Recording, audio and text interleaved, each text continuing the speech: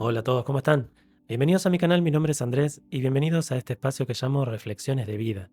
El día de hoy los quería invitar a que charlemos y que reflexionemos sobre el aprender a reconocer las filosofías estériles.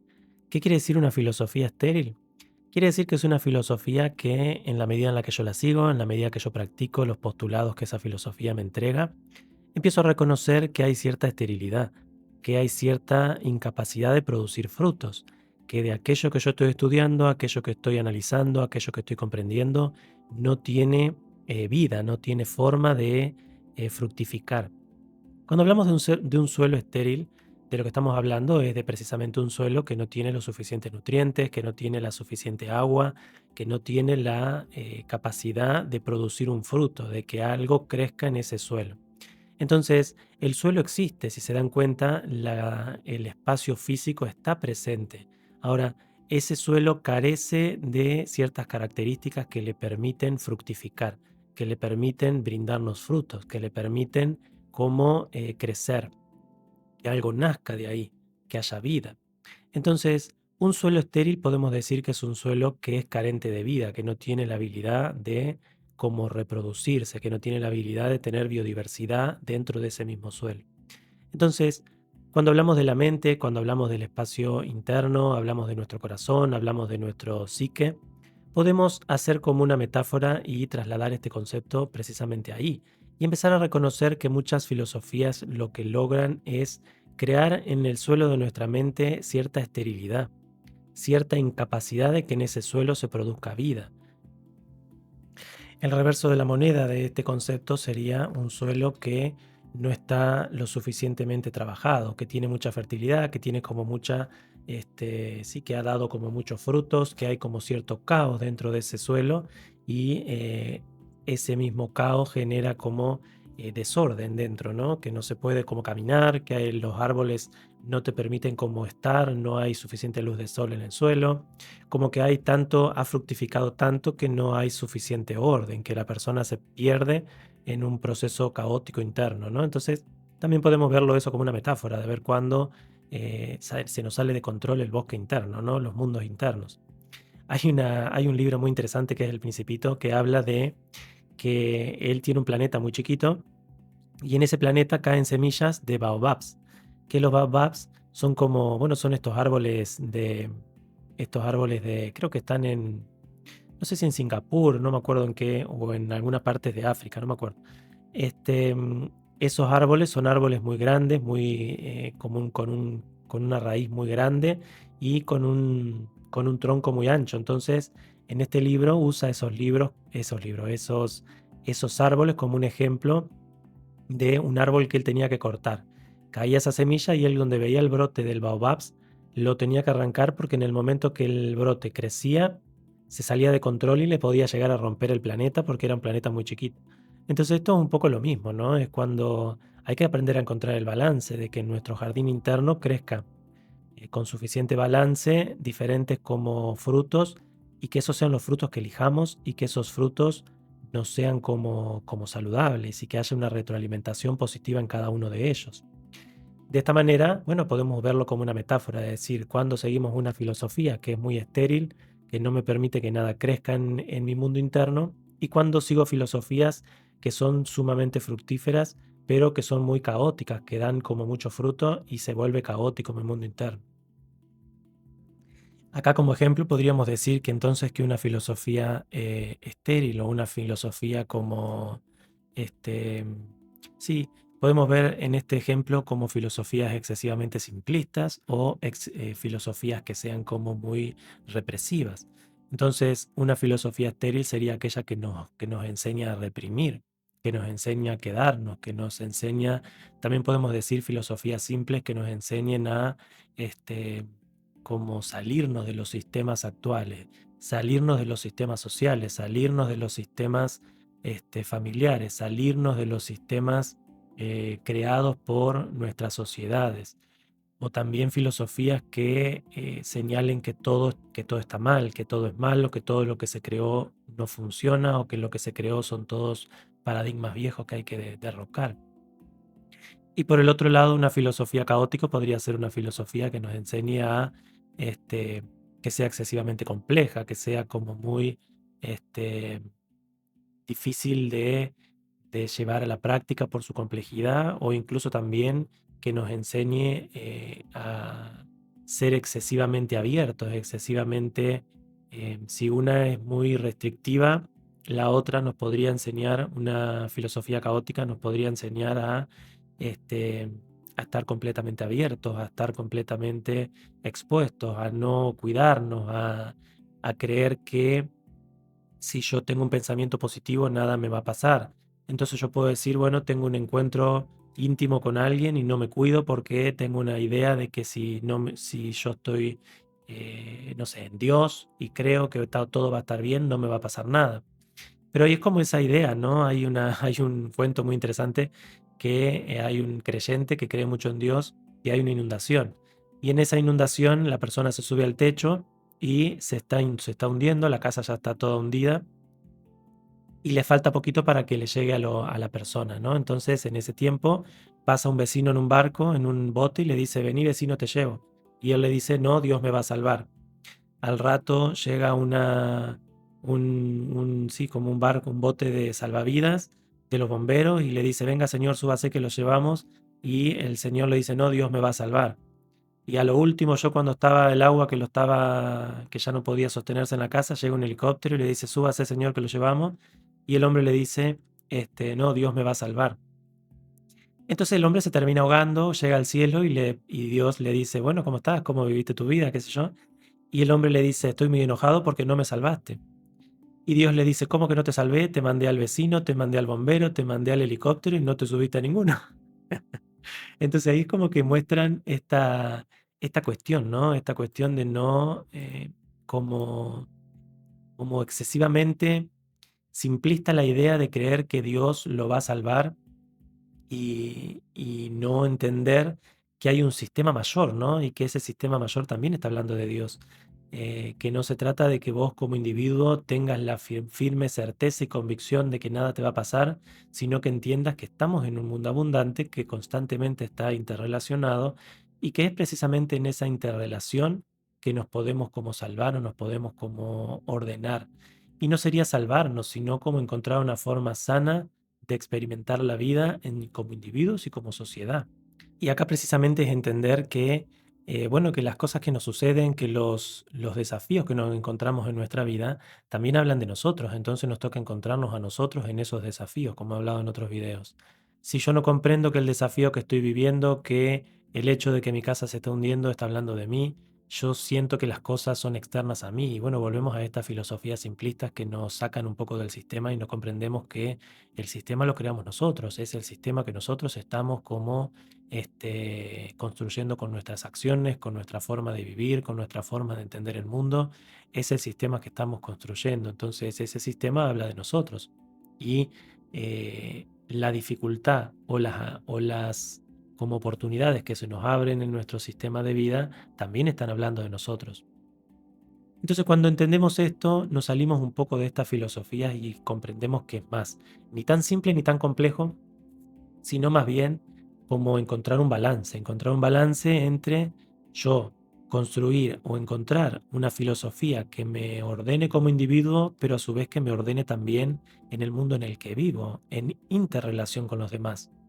Entonces, el otro día estaba analizando un informe que hablaba del agua, ¿no? Y de cómo el agua, la cantidad de agua que hay, el agua dulce, que es la que nosotros usamos para beber, para todo lo que nosotros usamos en nuestra cotidianidad, tiene un número finito, es una cantidad finita en el planeta. Pero lo que sucede con esa agua que se va moviendo. Entonces, este conocimiento es muy interesante porque nos enseña de que la forma en la que se utiliza el agua en un país va a influir al otro país. Entonces, hay un país que de repente empieza a sostener toda el agua, a acumularla, a no dejar que esa agua fluya, a no hacer un tratamiento correcto con el agua. Entonces, supongamos que, bueno, estaba viendo que hay ciertos países, no me acuerdo qué país es, creo que es Singapur, me parece que ahí escuché Singapur, porque los baobabs están en África, así que debe ser, esa información de Singapur la debo tener del agua, de este informe que vi del agua. Me parece que Singapur, que es un país muy chiquito, que hacen un tratamiento en el agua de entrada. Cuando el agua entra, le hacen un tratamiento para poder llevarla a los sistemas locales. Y después cuando sí, al uso cotidiano, ¿no? A las canillas. Y que el agua de los sistemas cloacales serían las aguas negras que le llaman, les hacen otro tratamiento y las devuelven otra vez al sistema de alcantarillado para que se las pueda beber, para que se las pueda usar y después recién las devuelven al sistema, como un sistema dentro del sistema, ¿no? Porque hay ciertos países que toman el agua de los ríos, le hacen un proceso, la ponen en el alcantarillado y después las aguas negras le hacen un procedimiento y las devuelven a los ríos. Pero este país, creo que Singapur, en vez de devolverla a los ríos, le hace un tratamiento complejo y las devuelve al alcantarillado y después la devuelve al río. Una cosa así. Como que es un sistema continuo, que siempre está usando la misma agua. Entonces, eso es muy interesante porque nos muestra que ese país encontró esa forma de resolver la cuestión con el agua, de retroalimentarse en un sistema que no se termina, ¿no? Que la vuelve a purificar y la vuelve al sistema de alcantarillado. Ahora, acá en Latinoamérica, por ejemplo, la gran mayoría de los países ni siquiera le hacen un tratamiento de salida al agua. Es como que el agua le hacen un tratamiento de entrada al sistema de alcantarillado, entonces el agua entra, se la purifica y cuando sale de las cloacas sale directamente al río. Es como que la purificación la haga el río. Que sí, sí funciona, porque si estuviésemos en sociedades más del pasado, vamos a decir, el agua en los ríos se purifica porque se hace como todo, bueno, habría que investigarlo un poco más, no tengo 100% la data, pero por lo que entiendo, em, el mismo río, vamos a decir, se va purgando, se va purificando y el agua se va estacionando y se va purificando sí, los desechos, vamos a decir. Ahora, el tema no es el desecho orgánico, lo que sucede en nuestras sociedades. El tema son los desechos inorgánicos que nosotros largamos en los ríos y la falta de tratamiento precisamente a eso, a todos los contaminantes en los detergentes, todo ese tipo de contaminantes que vamos largando al medio ambiente. Porque nosotros somos seres orgánicos. Si el único desecho fuese orgánico y nuestro sistema estuviese sano, no deberíamos de causar un daño al medio ambiente. El tema es que los desechos que nosotros tenemos son desechos que son inorgánicos, que tienen como inorgánico le estoy llamando a eh, como sí, los contaminantes en los detergentes, todos estos químicos. Ahí está, no me salía la palabra. El tema nuestro son los químicos que nosotros largamos a los ríos. Y esos químicos son los que vuelven árido a los ríos y empiezan a morirse los peces, empiezan a morirse todo el hábitat, se empieza como a contaminar. Entonces nos toca precisamente hacer a mí el sistema que me gustó es este sistema que le hace un tratamiento a las aguas negras antes de liberarla al río. Entonces de esa manera se purifica el agua antes de que vuelva al sistema. De esa manera se reduce el impacto en el ambiente de tener que como purgar todos los químicos que nosotros largamos, porque el ambiente lo va purgando, en el tiempo lo va purgando, pero hay ciertos químicos que se deshacen en miles de años y vos decís, la cantidad de químicos que largamos al medio ambiente es demasiado alta para la capacidad del medio ambiente de como sanarse a sí mismo, vamos a decir. Entonces, eventualmente vamos deteriorando el medio ambiente, se van muriendo las especies y vamos como perdiendo habilidad precisamente de esta purga natural que funcione. Porque, bueno, los sistemas están siendo como demasiado cargados de químicos.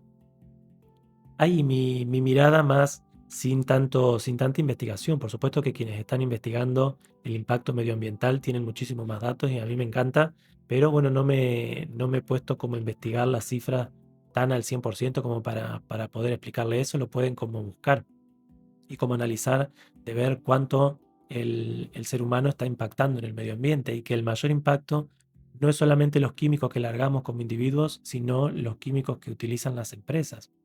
Entonces, cuando uno entiende que somos un sistema, cuando uno entiende que somos como algo más grande, entendemos que el trabajo individual siempre nos tiene que llevar a un trabajo comunitario, que nunca podemos sostener una filosofía que simplemente nos enseñe a crear una vida abundante, sino a entender que somos en interrelación con los demás.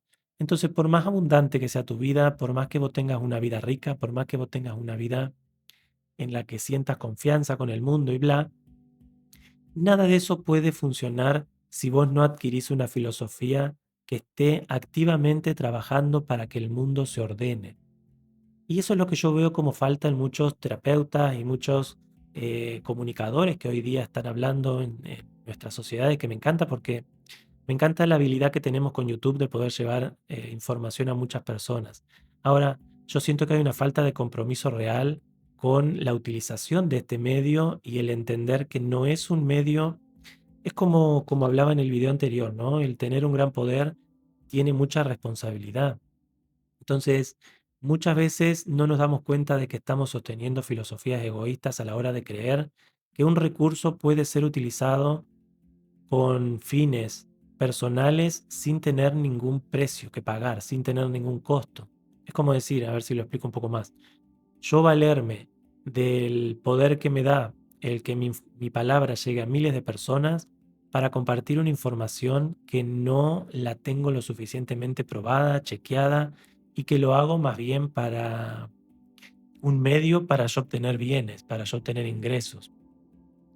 Es como no estar viendo que el recurso lo podemos usar de manera saludable, de manera sana, para yo compartir lo que sé, lo que aprendí, lo que conozco, pero se empieza a volver tóxico cuando lo que yo enseño está falto, está árido, está incompleto. Entonces yo estoy compartiendo una incompletud. Y vivimos en una sociedad en la que, como he hablado en otros videos, hay muchas personas como necesitadas a veces de un abrazo, pero no de una charla consciente, no de una charla coherente, no de una palabra real, de que te digan, no, vos no sos la víctima en este sistema, a vos te toca resolver esta cuestión, esta otra cuestión, esta otra cuestión. Entonces, cuando entendemos que nos toca comprender que hay una responsabilidad en el compartir una información, en el compartir, pero esto existió siempre, ¿no? No estoy hablando solamente del Internet, también estoy hablando de los libros, por ejemplo, porque hay muchísimos autores que comparten de la misma manera. En el pasado llegaban a miles de personas y eventualmente esa información la llevabas a la práctica y no funcionaba. Entonces esto no es por Internet, esto es por eh, vamos a decir, el grado de responsabilidad del que comparte un conocimiento y que ese conocimiento no sea un conocimiento vacío o un conocimiento banal o un conocimiento este, con poco fundamento, con poca base, con poco orden, que en un tiempo fue necesario. Yo siento que hubo una explosión de conocimiento, ¿no? Una explosión de, bueno, de volver a entender que la espiritualidad se la podía trabajar desde otro lado, de fuera de las instituciones. Fuera de las instituciones religiosas que nos llenaron de ideas que no terminaban de tener esto lo mismo, un fundamento, un sistema práctico, un sistema que realmente nos respondiese cosas. Entonces, la religión en el pasado funcionaba como una institución represora, porque yo siento que había una necesidad en la sociedad de reprimir muchos instintos que se habían vuelto como caóticos en el ser humano, y siento que la espiritualidad desde ahí o la religión desde ahí lo que lograron fue como poner un freno como a un instinto muy desordenado en el ser humano, como encontrar un medio para a través de la represión poner un límite. Ahora, en el tiempo eso no funcionó. Ahora nos llega otra sociedad, nos llega otro mundo en el que la represión nos dañó, nos lastimó, nos dolió y nos toca transformarnos de eso sin culpar a las religiones, porque muchas veces nos pasa que terminamos culpando a las religiones y no entendemos que las religiones las construimos nosotros. Nosotros como sociedad le dimos forma a las religiones que habitamos durante muchos años. Y si se sostuvieron, si existieron, es porque las necesitamos de la forma en la que existieron. Como hoy también estamos como culpando mucho a la tecnología, a la inteligencia artificial, y no nos damos cuenta de que si existen es porque una parte nuestra las necesita para algo. Entonces, no se trata tanto de culpar o de señalar o de demonizar, sino más bien de cuestionarnos y de preguntarnos cuáles son los valores que sostenemos que nos llevan a necesitar de estas herramientas o de estos métodos o de estos medios para dar orden a nuestras sociedades.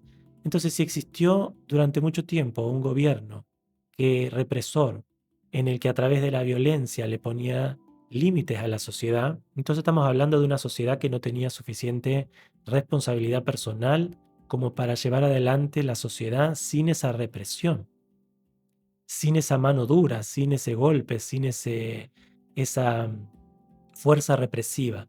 Entonces acá es interesante todo este diálogo y poder reconocer que hay una represión que es necesaria, pero se vuelve déspota. Y hay una liberación que es necesaria, pero se vuelve libertinaje, se vuelve caótica, se vuelve como la pérdida de la humanidad desde no la represión, sería como decir los opuestos, ¿no? Entre lo duro, lo denso, lo que no tiene movimiento, lo árido, y lo caótico, lo suelto, lo liberado, lo que no tiene forma, lo que pierde sentido, lo que se vuelve sumamente, bueno, lo podemos hablar también con el lado de los placeres, es como decir, cuando nos vamos hacia la experimentación de placeres por el placer en sí mismo y nos perdemos en todo el hedonismo, o cuando nos volvemos súper rígidos, súper duros y nos volvemos súper déspota y queremos controlar a los demás. Entonces, entre esos dos polos, entre la izquierda y la derecha, podemos encontrar el balance y decir, sí, hay un punto en el que yo necesito poner un límite y ese límite viene de un no. Y el no muchas veces se vive como violento. Entonces, cuando una persona viene y te pide algo, vos le decís no, ese choque que la otra persona tiene con toda esa emoción que sentía de querer ese algo, se vuelve violento también. Pero es una violencia que no está sostenida en el querer controlar al otro, sino en poner un límite. Entonces esa violencia es más vivida desde el lado de la persona que se choca con esa pared, entonces todo ese impulso que yo tenía que a veces es un poco desubicado, ¿no? Es como ir a pedirle a un profesor que me desaprobó, que me dé otra oportunidad porque yo no pude estudiar porque tuve un problema personal. Y el profesor te dice, no, no, no, la fecha era esta y hasta acá y perdiste la materia. Entonces vos decís, no, este profesor está siendo violento. Vos decís, no, no, la violencia la tenés en vos misma, la sentiste vos porque te chocaste con esa pared, pero esa pared era coherente, ese era un límite y era necesario para que vos veas, vamos a decir, lo, la falta de responsabilidad en tu estudio, por ejemplo. Ahora, lo interesante es reconocer cuando la violencia es un método o un medio para ejercer control. Entonces ahí la violencia ya no es el no con el que yo me encuentro o el límite con el que yo me encuentro porque ese límite es necesario, sino que la violencia surge porque yo quiero romper el límite del otro a través de la utilización de un método o un medio personal, ya sea manipulación, ya sea engaños, ya sea este, una violencia física específica. Entonces, como he hablado en otros videos, ahí podemos ver cuando una persona que tiene una falta en su argumentación, que tiene una falta personal, que tiene una inhabilidad de liderar una familia, que tiene una inhabilidad de liderar una sociedad o liderar un grupo, utiliza la violencia para controlar, para posicionarse, para sostener un régimen que no se puede sostener. Ahora, hasta cierto punto podemos entender este tipo de situaciones y darles un sentido y poder decir, sí, bueno, pero también ahí podemos ver una sociedad que necesita el encontrarse con cierta violencia para reconocer la falta de orden personal que está con la que está viviendo su propia vida, ¿no? Esto de decir, si yo sostengo en mi sociedad un representante que utiliza la violencia como medio para posicionarse, para crecer, para liderar, para gobernar. Bueno, también me toca reconocer que estoy en una sociedad que necesita encontrarse con ese tipo de líder para reconocer si ese tipo de liderazgo le es útil, le ordena, le sirve, le permite crecer. Ahora, como yo lo veo, ese tipo de liderazgo nunca nos permite crecer, porque ese tipo de liderazgo solo nos vuelve como presas de, de intereses egoístas, ¿no? Porque siempre que hay una violencia, hay un interés egoísta en querer como controlar o en querer como dominar o en querer como yo tener la razón o en querer como posicionarme a mí o al estilo de vida que yo creo que es el correcto, ¿no? Entonces, siempre que se está viviendo la violencia, siempre que se está construyendo un liderazgo desde la falta de equidad o la falta de justicia o la falta de orden o la falta de coherencia en la persona que está ejerciendo ese poder, siempre se va a trasladar a un tipo de violencia que vamos a estar pudiendo reconocer en la sociedad. Pero esa persona nunca llega al poder si la sociedad no está teniendo un desorden social, si no se encuentra la sociedad con una división, si la sociedad no tiene como una falta de orden personal en los individuos. Entonces esto lo podemos linkear con lo que veníamos hablando del principio de filosofías estériles que nos enseñan precisamente o que promueven la inacción, que promueven el no poner un límite a ciertas prácticas, no reconocer que estamos interrelacionados, no reconocer que la persona que nos está representando habla de nosotros como sociedad y que habla de nosotros como individuos. Y el entender que nunca podemos hacer ese clic desde yo salirme de una sociedad, sino desde yo reconocer cuál es el rol activo que yo tengo que adquirir en la sociedad en la que estoy habitando. Y que ese rol activo llega con la adultez, llega con el haber atravesado cierta etapa en mi vida y el haber podido madurar de esas etapas, el no haberme quedado como en una etapa de infantilidad. Porque, bueno, esto sería como una charla más larga, pero el aprender a reconocer que si yo, por ejemplo, ¿no? Si yo no resuelvo un conjunto de pensamientos o un conjunto de estructuras mentales que sostienen un grado de machismo en mi personalidad y estoy en mis 70 años, nunca voy a poder vivir o ver o entender a mi sociedad más allá de ese conjunto de pensamientos. Entonces, ese conjunto de pensamientos tuvo un tiempo en mi vida y tuvo un tiempo para ser resuelto. Y si hoy todavía se sostienen mis 70 años es porque yo, a pesar de mi edad, no he logrado madurar de ciertas experiencias para entender que eso no me llevó a ningún lado o que eso no sirve en una sociedad. Porque muchas veces el machismo lo podemos ver precisamente como esta violencia que busca como reprimir, que busca controlar, que busca dar orden a la sociedad en forma de yo me posiciono por mi fuerza, yo me posiciono por mi poder de controlar, de dar órdenes, de llevar adelante la sociedad por la fuerza sería. Y de esa manera también podemos extrapolarlo a todo este conjunto de gobiernos que terminan como volviéndose como por la fuerza querer obtener recursos, por la fuerza querer dominar los recursos del mundo y no entender que estamos interrelacionados y que necesitamos abrirnos a una etapa en la que empecemos a concebir nuestras sociedades como tales, como interrelacionadas unas con otras. Que el agua que yo no hago el tratamiento correcto sale de mi país y afecta al mundo, que afecta a los demás, que afecta a mi vecino. Si yo no entiendo esa interrelación, nunca entiendo que tenemos que trabajar en interrelación. Dejar esta lucha de poderes que viene precisamente de todas estas filosofías machistas, ¿no? Estas filosofías de que yo posicionarme por el otro, por sobre el otro. Ahora, también tenemos la otra cara de la moneda, que sería la cara caótica, que sería la cara que nos muestra una falta de límites, una falta de yo poder decir, no, no va a venir esta persona a quitarme los recursos personales que yo tengo, mis recursos en mi vida individual o mis recursos en mi país o los recursos que yo tengo para tener una vida sana. Entonces, toda esta charla que se me hizo un poco compleja de simplificar en una idea, para quienes siguen estos diálogos o para quienes vienen siguiendo mi canal, seguramente la van a poder entender y comprender a lo que me estoy refiriendo, ¿no? Al poder entender que si yo no tengo una mirada más holística, más fuera de los sistemas individuales y empiezo a pensar en un sistema colectivo, nunca voy a poder alcanzar ese estado de abundancia o ese estado de plenitud que buscamos como organismo, ¿no? Como organismo individual, porque no lo somos, no somos un organismo individual, somos un organismo dentro de un sistema mayor. Y eso a veces yo siento que nos falta como comprender, nos falta como entender, como que no logramos vernos realmente como parte de un organismo. Como si toda esa etapa en la que el ego se desarrolla y nos aprendemos de la individualidad, no logramos entender que esa etapa viene de una etapa de unidad. Entonces, yo salgo de la unidad para volverme un individuo, pero nunca salgo de la unidad, sino que me individualizo en la unidad. Entonces, cuando yo me individualizo en la unidad, no dejo de ser parte de la unidad. No es que yo formo una parte separada de la unidad, sino que formo una parte individual dentro de una individualidad.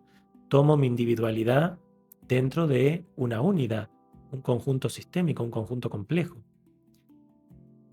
Esto es muy simple de verlo si nos ponemos a reflexionar y hay personas que te dicen, no sé, yo no necesito de nadie ni de nada.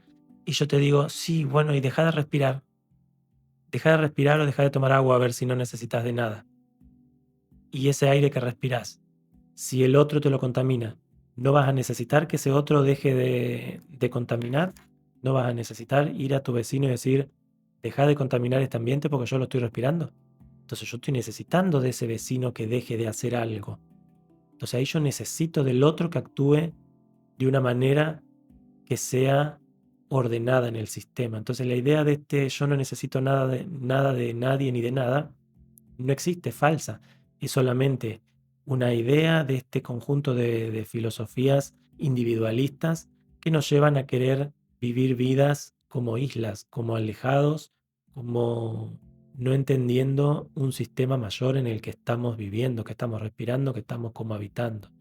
Y si yo no entiendo eso, seguimos sosteniendo filosofías que nos alejan, o que nos vuelven hippies y nos alejan del mundo, o que nos vuelven consumistas y represores de otras personas, ¿no? Queriendo como tomar del otro lo que creo que a mí me corresponde y creyendo que me corresponde porque no sé, porque tengo carisma y puedo leer un libro y ese libro contarlo por internet y que todos me sigan y me aplaudan y porque hice eso yo ya me creo que estoy entendiendo lo que el libro dice, ¿no? Y posiblemente no.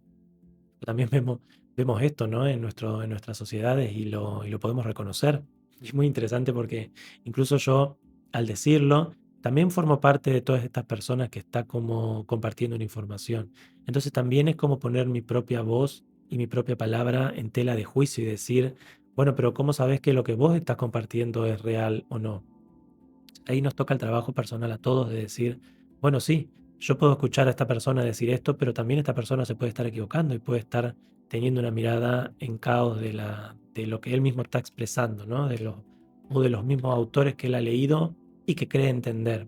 Entonces ahí es como poder hasta ponernos en tela de juicio nosotros mismos y decir, bueno, quizás yo también estoy equivocado, quizás tenemos que seguir así como estamos y que se decante solo, ¿no? Porque también la otra es dejar que las cosas avancen como individuos y que se decante sola la sociedad, ¿no? Si, como el decantar es como me estoy imaginando la arena cuando se sacan las impurezas para que quede más fina. Sí, con la zaranda, ¿no? Cuando se está trabajando en albañilería. Entonces vos estás zarandeando la arena para que caiga y que sí, hay muchas impurezas que quedan y ya. Entonces, ¿cómo dejar que la zaranda del mundo, que el mundo se sacuda, que el mundo se saque con sus propios sacudones lo que no sirve, ¿no? Y que queden quienes sirven y que se caigan los que no. También eso es válido, es como decir, bueno, ya, dejemos que todo fluya, que la zaranda del mundo saque lo que no sirve y que si lo que yo predico, lo que yo vivo no sirve, que me saque, que me saque y ya está. Y que si lo que el otro predica y no sirve, bueno, que ese otro sea sacado, ¿no? Y poder vivir con liviandad, decir, bueno, se fueron. Es como esa sensación de desapego, ¿no? Como el dejar que las cosas pasen, dejar que las cosas fluyan y no tratar de, sí, como invitar al orden, como dejar de invitar al orden, es como de que el órgano canceroso se caiga solo, ¿no? Sin pedirle que se resuelva. Decir, bueno, quizás ese órgano ya no tiene que estar en el sistema.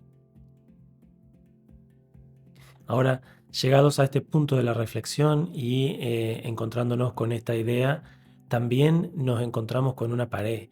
Y es esa pared de la pérdida del sentido, de la pérdida de la fe en la humanidad y el decir, bueno, ya dejo de creer que hay una forma de que esto se resuelva o dejo de creer que lo podemos resolver como humanidad, que podemos crecer, que podemos madurar como humanidad o que podemos hacer un ejercicio de tomar conciencia unos a otros, ¿no? Impulsarnos unos a otros a tomar conciencia y simplemente dejar que la experiencia de la misma vida nos vaya mostrando quiénes tenían la razón, quiénes no, e incluso si eso nos lleva a perecer como especie, a perecer como individuos, o incluso transformarnos de una manera que uno no conoce, ¿no? Y poder decir, bueno, wow, nos transformamos de tal manera y sucedió precisamente por todo el caos que empezó a darse en el mundo.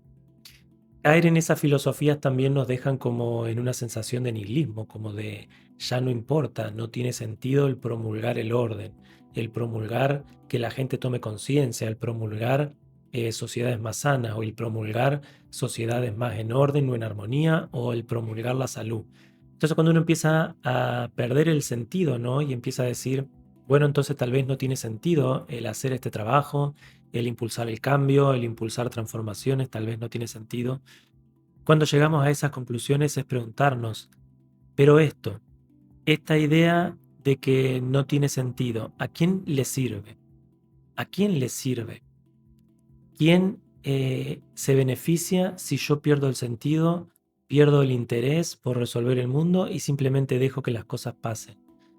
Cuando nos hacemos esas preguntas, o mejor dicho, cuando llegamos a esa instancia de nihilismo, de que nada importa, de que a nadie le importa, de que a nadie le importa, de que nadie va a valorarlo o validarlo o va a tomar conciencia, como que empezamos a caer en esas ideas, ahí nos toca hacernos esta pregunta y decir, ¿a quién le sirve que yo pierda el rumbo, que yo baje los brazos, que yo desista?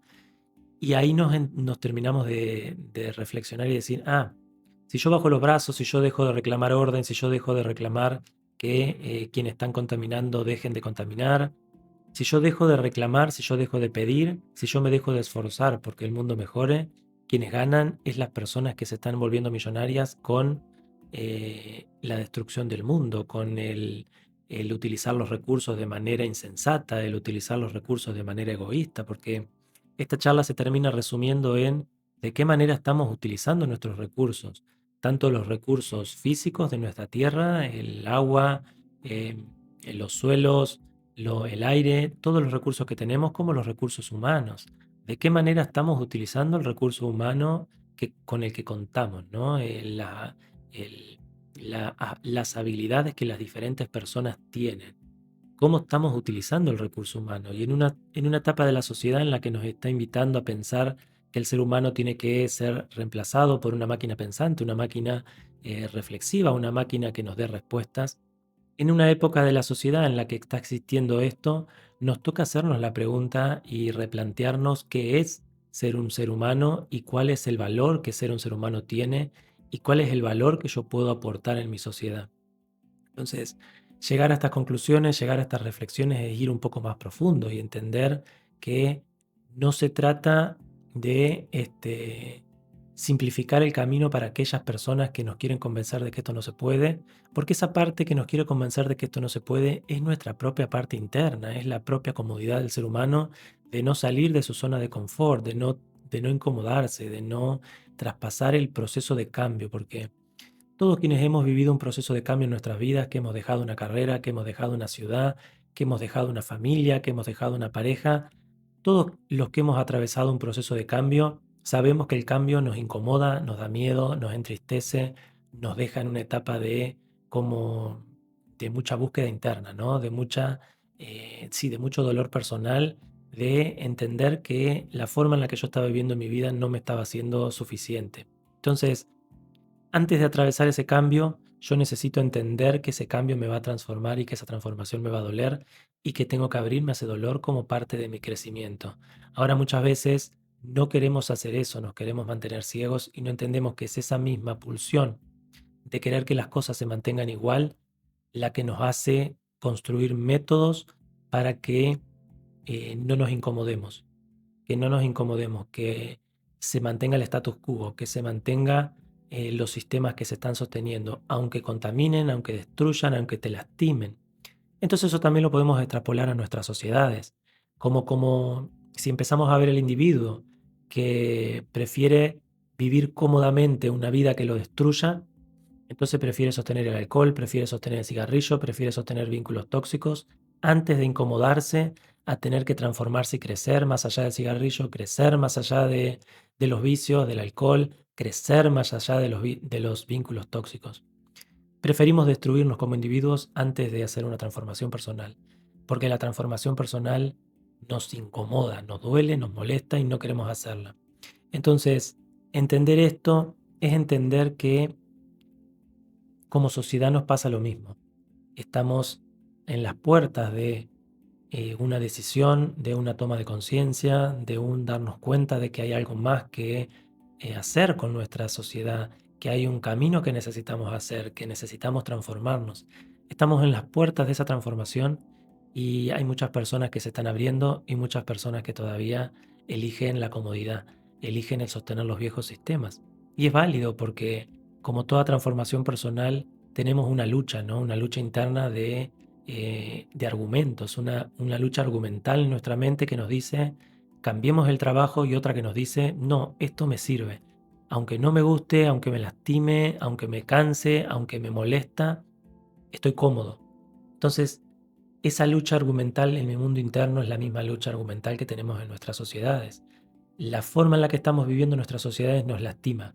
Cada vez más gente que está pasando hambre, cada vez más gente que pasa sequías, cada vez más gente que sufre los estragos de la contaminación, cada vez hay más dolor, más tristeza, más faltas en los gobiernos. Podemos ver gobiernos que cada vez tienen más faltas, que nos están llevando a sociedades cada vez más desunidas, que hay desigualdad, que no hay forma muchas veces de alcanzar un bien propio, de prosperar.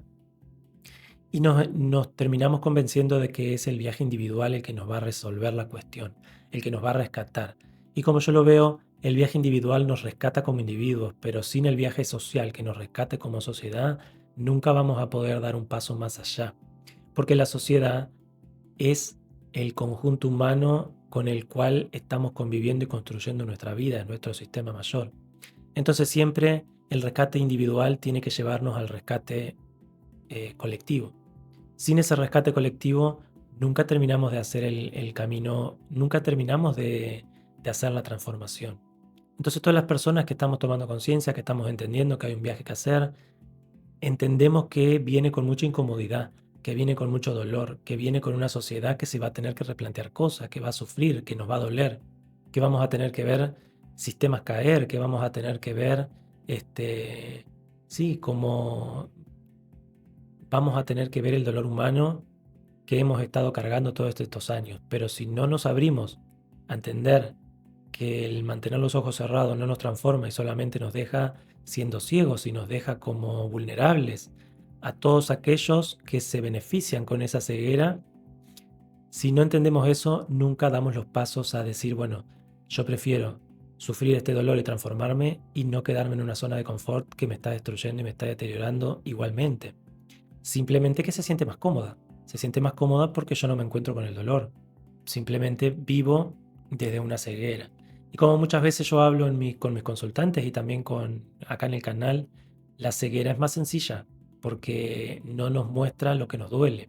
Entonces, si yo no veo el problema, no existe el problema. Ahora, cuando yo empiezo a ver el problema, hay algo que resolver. Y ahí caemos en todas estas filosofías áridas que nos hacen creer que se trata de resolverlo como individuos. Bueno, listo. Entonces yo me convenzo, cierro los ojos y me convenzo de que va a estar todo bien, que yo voy a tener una vida abundante. Sí, pero bueno, sos una isla.